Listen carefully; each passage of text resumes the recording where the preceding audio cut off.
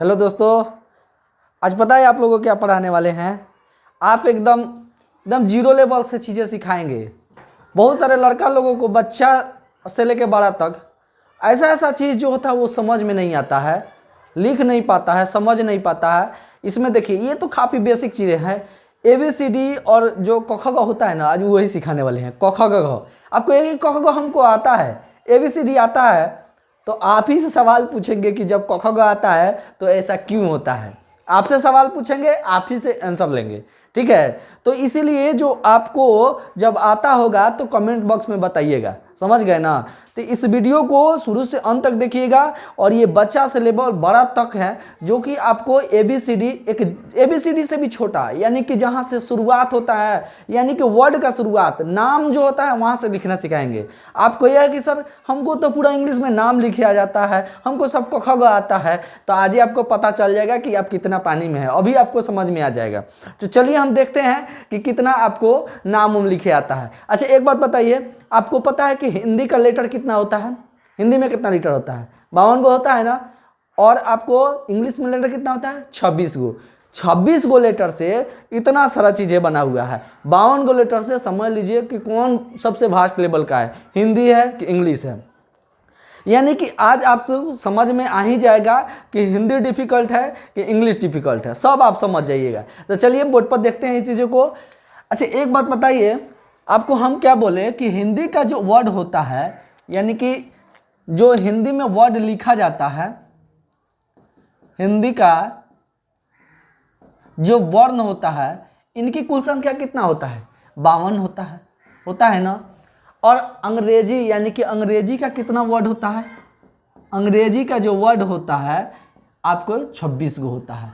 अब बताइए कि हमेशा जो है अगर डिवाइड करें तो 2, कहने का मतलब 26 दूना 52, यानी कि इंग्लिश जो होता है ना, हमेशा जो होता है हिंदी, उसका दुगुना वर्ड होता है।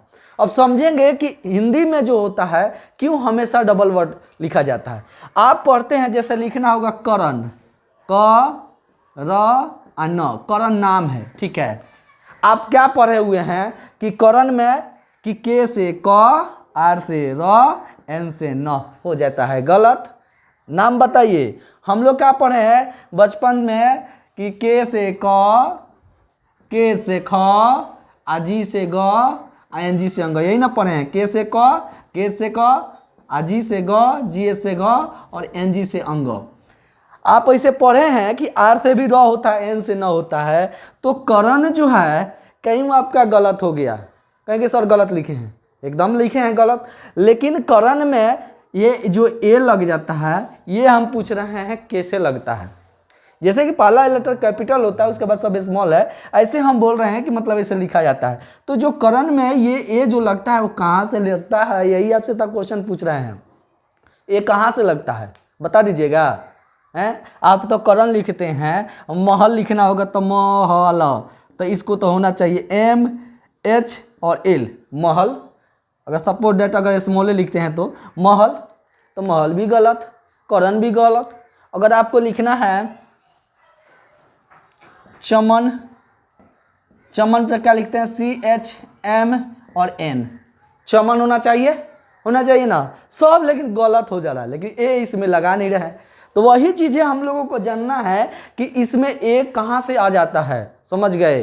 तो हम एक एक चीज़ों को समझेंगे। और बच्चा से लेकर बड़ा तक जो भाई इस चीज़ों को अगर समझा नहीं होगा तो आज ध्यान से सीख लीजिए कि आपको कहाँ से ये वर्ड आता है। किसी किताब में आपको बताया नहीं जाता, वो तो लगा के आपको दे देगा ए लगा के, तो फिर कैसे आपको समझ में आएगा कि यहाँ ए भी लगता है ना। तो हम पहले एक एक चीज़ों को जानेंगे कि मात्रा क्या होता है, मात्रा का इंग्लिश क्या होता है, कैसे हमारे हिंदी के वर्ड में जुड़ जाता है, हम इसी चीज़ को जानेंगे, ठीक है। चलिए अब चलिए, ये आप कहा पढ़ लिए, जैसे इसको मिटा ही देते हैं, ठीक है। अच्छा, एक बात बताइए, अगर मानते हैं हम, अगर क जो बना है यह किस चीज़ से बना हुआ है? क क्या चीज़ से मिलकर बना हुआ है, इतना बता दीजिए। तो क जो अक्षर बना हुआ है ना, इसमें देखिए उच्चारण करिए, क में अ, यानी कि क जो है ना, क आप प्लस अ से मिलके आधा क और अ, से मिलकर क बना हुआ है, तो अब जाके ना पढ़ते हैं आप क। तो बताइए है के का इंग्लिश जब हम क लिखते हैं तो हमको तो आधा ही ना लिखते हैं, यानी कि आधे क का ना इंग्लिश में लिखते हैं, आधा क का इंग्लिश लिखते हैं, अ का इंग्लिश तो लिखते ही नहीं है। तो अ का इंग्लिश जिससे जब क पूरा लिखेंगे तो अब हो जाएगा ये होगा क, ये हो गया ख, समझ गए ना, ये हो गया क, ये हो गया ख, क्योंकि क जो बना हुआ है क प्लस अ से मिलकर बना हुआ है। ए का इंग्लिश ए होता है, अ का इंग्लिश जो होता है ए होता है, इसीलिए क्या बन गया, क में अ है तब जाके क्या पढ़ाता है क, समझ गए ना। तो ये जो होता है एक छोटे छोटे चीज है जो कि हर बच्चा के लिए जानना जरूरी है। अगर वो हिंदी सीख रहा है, इंग्लिश सीख रहा है, तो बेसिक चीजें हैं कि ये कैसे होता है, कहाँ से आ जाता है। अगर ये चीज़ों को आप नहीं जानेंगे ना तो आप इंग्लिश कभी सीख नहीं सकते, हिंदी कभी सीख नहीं। ये बेसिक चीज़ें हैं जो हिंदी और इंग्लिश को मजबूत करता है, इसलिए इस चीज़ों को हमेशा ध्यान देना है। तो क जो बना हुआ है के और ए से, तब इसको क पढ़ पाइएगा, समझ गए होंगे। ख पढ़िएगा तो के एच ए से मिलकर आपको ख पढ़े होंगे। अब बताइए जो हिंदी वर्णमाला का जो अक्षर होता है वो 52 को कौन कौन हो जाता है जो कि हमारे लिए इंपॉर्टेंट हो जाता है। तो चलिए देखते हैं कि हिंदी वर्णमाला का जो 52 अक्षर है वो कौन कौन होता है। और मानते हैं जैसे आप इंग्लिश में कैसे पढ़ते हैं, भवेल कै गो पढ़ते हैं, भवेल 5 गो, ठीक है। उसके बाद कॉन्सोनेंट कै गो पढ़ते हैं, 21 गो, सेमी भवेल कै गो, 2 गो पढ़ते हैं ना। तो 21 और 5 26 गो, ये तो हो ही जाता है। लेकिन ये 2 गो सेमी भवेल एबीसीडी के अंतर्गत आता है, इसके मत जोड़ लीजिएगा, इस 5 26 2 28 उसी के अंतर्गत आता है। लेकिन हिंदी वर्णमाला में जो 52 अक्षर होता है वो कौन कौन सा होता है। चलिए पहला देखेंगे कि स्वर और व्यंजन 2 भागों में। वर्ण किसे कहते हैं, वर्ण उस मूल ध्वनि को कहते हैं जिनका खंड या टुकड़ा न हो सके। हम जो आपको बोले ना क और अ, ये दोनों क्या है, ध्वनि है, आवाज है, इसको आप तोड़ नहीं सकते, तो खुद टूटल है, अब क्या तोड़िएगा इसको। क प्लस अ मिलके क बना हुआ है, यानी दोनों क्या है, एक ध्वनि है। तो वर्ण का परिभाषा, वर्ण उस मूल ध्वनि को कहते हैं, मूल माने जहां से ये बना हुआ है, जिनका खंड या टुकड़ा न हो सके उसे क्या कहते हैं, स्वर्ण वर्ण, उसे वर्ण कहते हैं। और वर्ण जो होता है 2 भागों में बांट दिया गया है, स्वर्ण वर्ण और व्यंजन वर्ण। तो हम जो हिंदी वर्णमाला का जो देखेंगे, हिंदी वर्णमाला में जो स्वर वर्ण होते हैं, व्यंजन वर्ण होते हैं, और ये कहाँ से आते हैं और ये कितना हो जाते हैं, सब चीज़ों को देखेंगे।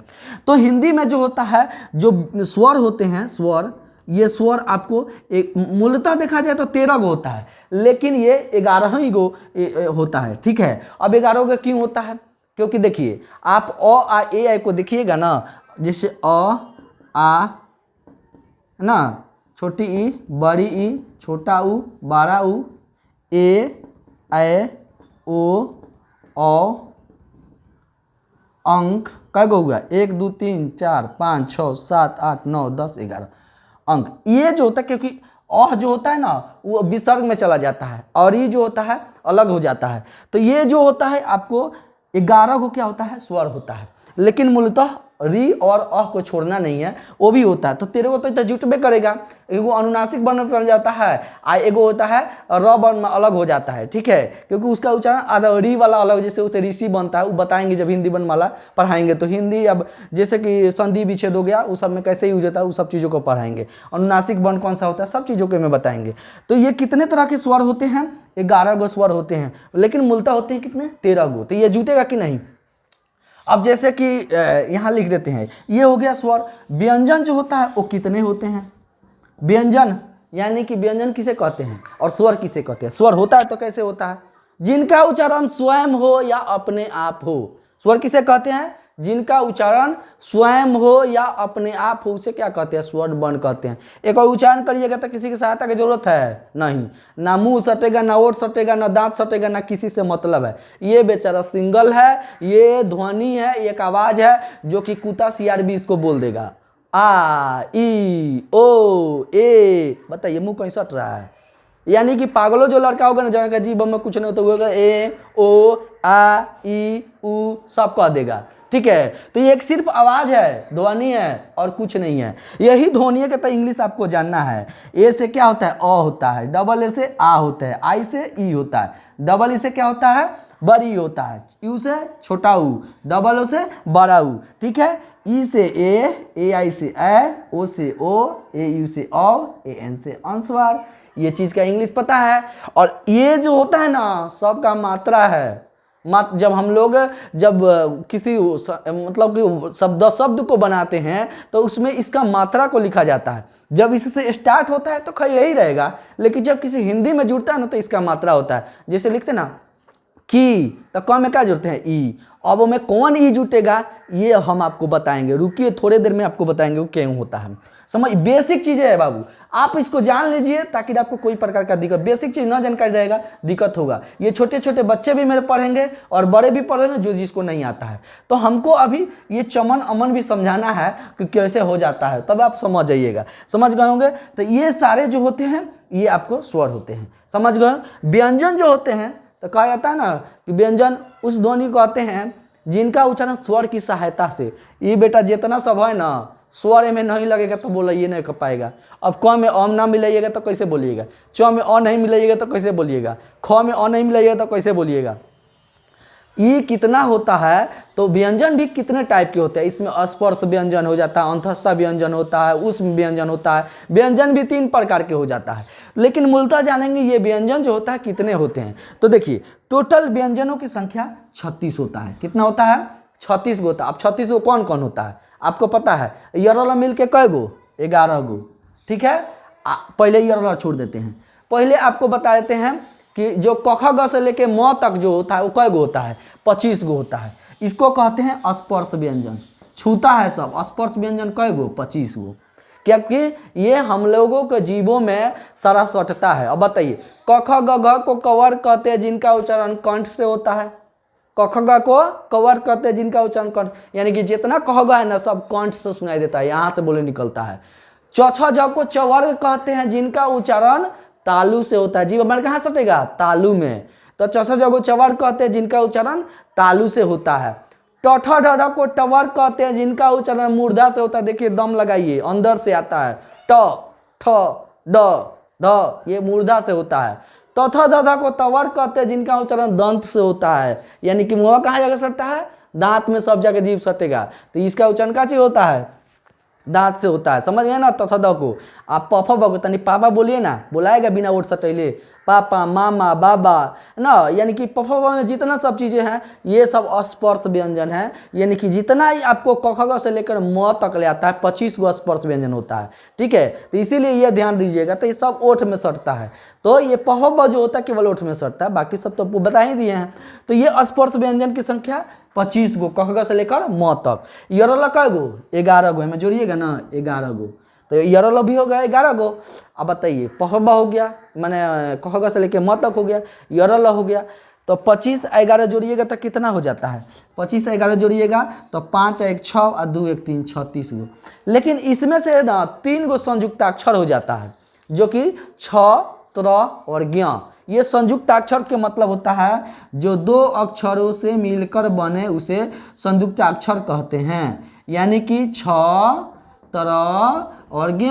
यानी ई बना है क प्लस मूर्धन्य स, ई बना हुआ है त प्लस र, आई बना हुआ है ज प्लस य। बाबू ध्यान दीजिए कि ये जो बना हुआ है ना इससे बनता है। देखिए इसको तनी अच्छा से यहाँ लिख देते हैं।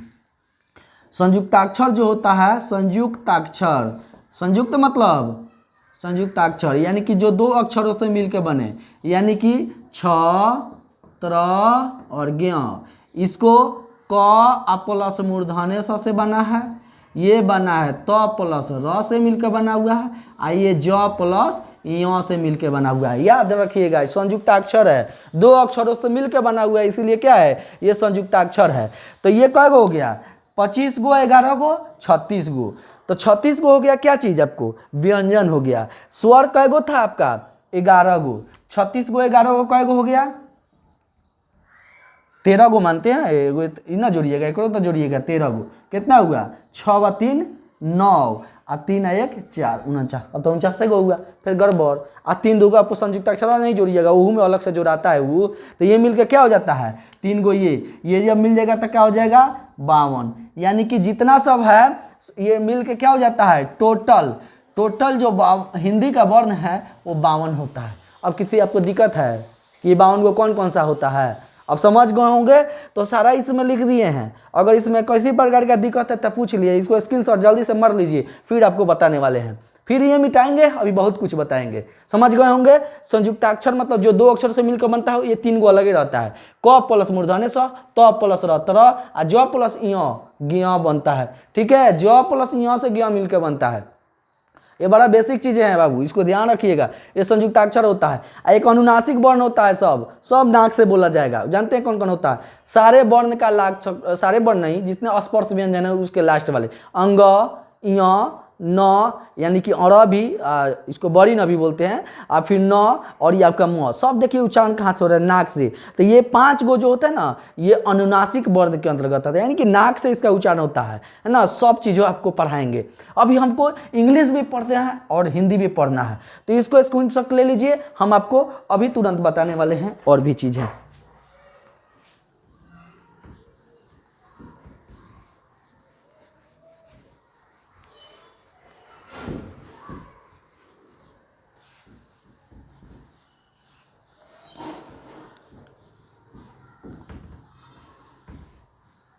अब देखिए, अभी बिना मात्रा वाला बाबू सब लोग क्या करता है, बिना मात्रा वाला नाम लिखना सीखता है ना। तो बिना मात्रा वाला जो नाम होता है, जैसे आपको कमल हो गया, नयन हो गया ना, जगन हो गया ना, रमन हो गया, तो ऐसे जो नाम होते हैं, रमन, कमल, चमन, ठीक है, ये सिंपल अब मानते रहेगा, पारस हो जाएगा ना, कागज हो गया, जैसे कि इसका इंग्लिश लिखना होगा। तो ऐसे वर्ड में आप क्या लिखते हैं? RAMAN। अब कहिएगा कि सर अगर तो लिखा जाए तो आप जिस तरह से पढ़ें सिंगल अक्षर तो होना चाहिए R A, न ए नहीं, R M और N होना चाहिए ना, लेकिन होता नहीं। चलिए स्मॉल लिख देते हैं, लेकिन ऐसे नहीं होता है, इसमें क्या लग जाता है? ए लगता है। अब कहिएगा सर कि 2 गो में तो लगा दिया, तीसरा में काहे नहीं लगा? उसमें भी तो नहीं है। तो कारण है, देखिए इसको पढ़िए, र म न, र म न, रमना बोलते हैं, रमना बोलते हैं, कमला बोलते हैं, नहीं, इसको क्या बोलते हैं? कमल। लास्ट वाला अक्षर जो होता है अधे बोलाता है, तो अधे रहेगा तो अधे नहीं लिखाएगा। हम आपको क्या बोले थे कि जो क का इंग्लिश आप लिखते हैं ना, देखिए हलंत का मतलब भी क होता है, तो इसको के से क बोलेंगे, और जब क का पूरा लिखे देंगे तो क इसको बोलेंगे, क्योंकि क में अ जुड़ा हुआ है, तो के ए से क, समझ गए? तो के ए से क कहलाएगा। तो इसीलिए रमन में क्या होता है? र माने अ, इसमें जुड़ा हुआ है, म में अ, म, और न में अ, रमन। तो इसको क्या बोलते हैं? 2 गो में पूरा बोलना पड़ता है, और लास्ट में बोलना पड़ता है। रमन बोलते हैं ना, कमला बोलते हैं नहीं ना, रमन, यानी कि उसको खींच लेते हैं, यानी कि अ को नहीं बोलते हैं, इसीलिए क्या होता है? एन रहता है। समझ गए? ये बिना मात्रा वाला है। अब कभी भी इस तरह के बच्चा लोग भी और बड़े लोग भी चीज़ को नहीं जानते होंगे तो बड़ा अच्छा से समझ लीजिएगा, फिर नहीं मिलेगा ऐसा। समझ गए ना? तो ऐसे वर्ड को, अब जैसे पारस लिखना है तब PA, ठीक है, लगा हुआ मात्रा तो कोई दिक्कत नहीं। र में क्या बोल रहे हैं? अ, तो यानी कि र का रहेगा ए, आ स में तो पारस, पारस नहीं ना बोलते हैं, पारस यानी कि पारस बोलते हैं, स में अ खींच लेते हैं, इसीलिए ऐसे हो जाता है। समझ गए ना कैसे नाम लिखाता है? कागज में के ए तो का, आ जी ए, आ जो का इंग्लिश मतलब कि अगर जे रहेगा तो कागज ऐसे लिखना होगा, तो ऐसे कागज का तो अलग होता है, लेकिन ये अगर नाम कोई लिखना होगा तो इस तरह से होगा। समझ गए ना? तो ऐसे नाम जो बिना मात्रा के हो आप लिख सकते हैं, और मात्रा वाला जो नाम होता है उसको सिखाएंगे, ठीक है? तो आपको ये जो बिना मात्रा वाला है बड़ी इंपॉर्टेंट है, बड़ा लड़का सब कंफ्यूज होता है, समझ नहीं आता है कि कहाँ से होता है। तो पहले जानना होगा कि कौन अक्षर किस चीज़ से मिलकर बना होगा। समझ गए ना? तो शुरू से देखिएगा तब समझ में आएगा, ना तो भागिएगा तो फिर नहीं मिले वाला है। सभी बच्चों से अनुरोध है कि इसको अच्छा से देखें। चलिए फिर आगे देखते हैं। जैसे कि मानते हैं मात्रा वाला हो गया, तो मात्रा कैसे लगाते हैं? जैसे कि अ हो गया, आ, छोटी ई, बड़ी ई, छोटा ऊ, बड़ा ऊ। आ देखिए री का भी मात्रा होता है, लेकिन ए है ना। अब देखिए अ में कोई मात्रा नहीं है, सिर्फ ध्वनि है, डंट मात्रा, यानी कि मात्रा इसमें नहीं होगा। इसमें मात्रा लगा हुआ है ए, इसीलिए इसका इंग्लिश होता है ए, इसका हो जाता है डबल ए। एगो अ का इंग्लिश, एगो मात्रा का इंग्लिश क्या हो गया? Double A. छोटी ई ऐसे मात्रा होता है इधर से, यानी कि इसका इंग्लिश आई। ये देखिए ऐसे, इसका इंग्लिश डबल ई। देखिए यू, यानी कि इसका मात्रा कैसे है, ऐसे।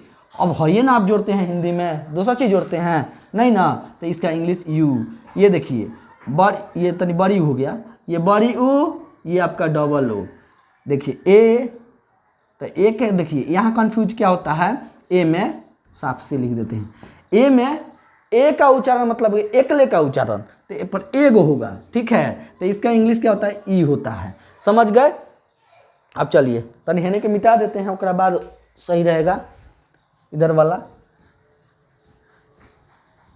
ये तो समझिए गए होंगे। देखिए और मानते हैं आई लिखना हो, तो देखिए आई में इंग्लिश कैसे हो जाता है, ए आई। अब देखिए ई से ए तो ई हो गया, ई से एकले। आई, आई की मात्रा क्या होता है, एगो ए का इंग्लिश ऐसे, ठीक है। एगो ए का इंग्लिश ए मतलब हिंदी मतलब इसका मात्रा, और ऊपर वाला का एगो दूगो हो जाता है, इसका इंग्लिश क्या होता है, ए आई, ठीक है। ओ हो गया, ओ का मात्रा आई से, इसको इंग्लिश ये होता है। ओ हो गया, इसका मात्रा आई से, इसका हो गया ए यू। ये हो गया अंक, इसका मात्रा ऐसे ए एन। ये हो गया अ, इससे मात्रा होता है ऐसे, इसका मतलब इंग्लिश ए एच होता है कि नहीं। अगर ये सब आपको पता रहेगा तो नाम लिखे में दिक्कत होगा, कोई प्रकार का आपको दिक्कत नहीं होने वाला है। नाम में आराम से लिख सकते हैं, किसी भी नाम का होगा आप बढ़िया से लिख सकते हैं, कभी दिक्कत नहीं होगा। अब लिखना होगा जैसे राधिका लिखना होगा, क्या लिखना होगा, राधिका। बड़ी बढ़िया से पढ़े हैं। तो राधिका में क्या होगा, आर आपको पता है, ए पता है। ध में जो है, ध का इंग्लिश डी एच होता है, धीद। अब ध में पहले आई क्या नहीं लिख सकते हैं, उच्चारण देखिए, ध का बाद ई आता है कि ई का बाद ध आता है, ई पहले बताइए। राधी यानी कि ध का बाद ई, तो वर्ड मीनिंग में आई कहाँ रहेगा, ध, यानी कि छोटी की मात्रा क्या है यहाँ बताए हैं, आई होता है। तो राधी यानी कि ध का बाद ई, का यानी कि क, ए यानी कि का, यानी कि राधिका। समझ गए। और मानते लिखना होगा किशोर, क्या लिखना होगा, किशोर। अब कहिएगा कि सर क का पहले ई आया हुआ है, तो उच्चारण में देखिए ना, उच्चारण के हिसाब से चलिए, की यानी क में ई जुड़ा हुआ है ना, तो क के बाद ये रहा है, तो इसीलिए के आई एस एच। ओ का कहाँ है ना, देखिए तो ओ का मात्रा रियल है, ओ आर, किशोर। समझ गए बेटा। तो आपको ऐसे क्वेश्चन जब भी आपको नाम लिखने के लिए मिलेगा तो कोई दिक्कत नहीं होना चाहिए, आप इस तरह से कर सकते हैं। समझ गए। तो हिंदी में भी और इंग्लिश में भी कहीं प्रकार का आपको इसमें दिक्कत होगा तो आपको कमेंट बॉक्स में बताना है कि सर यहाँ प्रॉब्लम है, थोड़ा सा इस लेवल का बताइए, हम आपको सभी कुछों को बताएंगे। ठीक है, ये बेसिक चीज़ें हैं। अगर इसमें आपको दिक्कत होगा, अब जैसे कि और भी नाम आपको लिखना होगा, तो जैसे कि बड़ा बड़ा लड़का लोग को नहीं आता है, जैसे कि नाम लिखना होगा प्रमेंद्र, क्या लिखना होगा, प्रमेंद्र, ऐसे करके। देखिए यहाँ तो लड़का सब कंफ्यूजन करता है, परमेंद्र, परमेंद्र, जितेंद्र कैसे होता है। अब परमेंद्र लिखना होगा, जितेंद्र लिखना होगा, देखिएगा दोनों में कंफ्यूजन, जितेंद्र ऐसे लिखना होगा। तो देखिए पहला जे आई हो गया, टी ई मतलब कि टी से तो, ई से एक ले, ठीक है, जीते हैं। एन क्या, आधा का पता है कि एन होता है, क्योंकि औधे का नाम एन लिखते हैं। एम ए क्या कहता है, जितेंद्र रा, यानी कि जितेंद्रा लिखा था, कैसे बताते हैं। डी आर से तो द्र हो गया, क्योंकि द में र जुटा हुआ है। देखिए हम कैसे बोलते हैं, जितेंद्र, क्या बोलते हैं, जितेंद्र, यानी कि ओ में खींचते हैं, जितेंद्र, परमेंद्र, तो जिसमें खींचेंगे ओ ना, उच्चारण आएगा तो हमें ए लास्ट में लगेगा ही, चाहे कुछ भी हो जाए। इसीलिए इसमें क्या लगता है, जितेंद्रा, ठीक है। जितेंद्रा नहीं पढ़ेंगे, जितेंद्र पढ़ेंगे, लेकिन द्र जो पढ़ते हैं, द्र में ओ बोलना पड़ता है वहां हमको, इसीलिए उसका इंग्लिश लिखना पड़ता है। प्रमेंद्र, तो प्र यानी कि प में र है, प में भी र जुड़ा हुआ है, तो प्र, एम से म ई, प्रमेय, एन से न, और उसी तरह से हो जाएगा परमेंद्र। देख ले बाबू, अगर ऐसे क्वेश्चन अगर आपको नाम लिखे के लिए आएगा तो लिख लीजिएगा क्यों होता है इसमें, ठीक है। तो सारे मेरी ये मात्रा वाला, अब जैसे लिखना होगा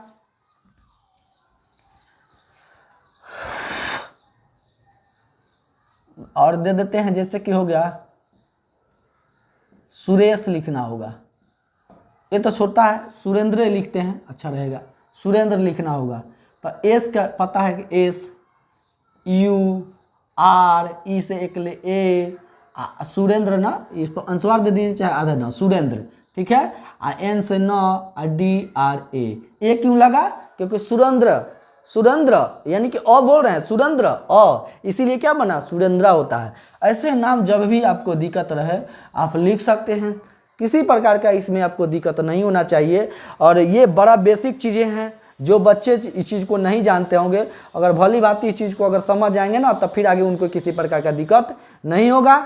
तो आपको ऐसे ही बेसिक चीज़ें से लेकर हाईएस्ट लेवल तक ले, इंग्लिश हो, हिंदी हो, और सारे सब्जेक्ट हो, हम आपको लेकर आएंगे ही, चाहे जैसे भी हो हम आपके लिए प्रोवाइड कराएंगे, ताकि हमारा बच्चा एक से चीज़ें सीख सकें जो बेसिक चीज़ों को लोग नहीं जानते हैं। मेरा यही सोच है कि बच्चा लोग पढ़े, जिस तरह से हो, किताब में हो जाता है, टीचर लोग बहुत कहते हैं कि हो जाता है, हो ऐसे जाता है, सब कुछ का जन्मदाता है, समझे, हो नहीं जाता है, वो आया है कहीं से, उसके जन्मदाता को ढूंढिए वो कहाँ से उत्पन्न हुआ। यहाँ से जब जानिएगा ना तो आपको बेसिक का इसको सब कुछ पता चलेगा। दुनिया में हर चीज़ का जन्मदाता है, तभी वो बना हुआ है। अब कुछ ऐसे नेचुरल चीज़ें हैं जिसका मतलब कल्पना, इमेजिन कहीं बहुत मुश्किल है, लेकिन जो चीज़ हम लोगों को पढ़ते हैं, समझते हैं ना, तो ये चीज़ें के लिए बनाया। मैथ का फार्मूला जितना है ऐसे बन गया, सबको प्रमाणित कर दिया जाता है, समझ में ना, तो प्रमाणित करके सब कुछ बनाया गया। चलिए ऐसे ही मिलते हैं अगले वीडियो में, अगर इंग्लिश भी हो और सारे सब्जेक्ट भी आपको मिलते रहेंगे। चलिए मिलते हैं, जय हिंद।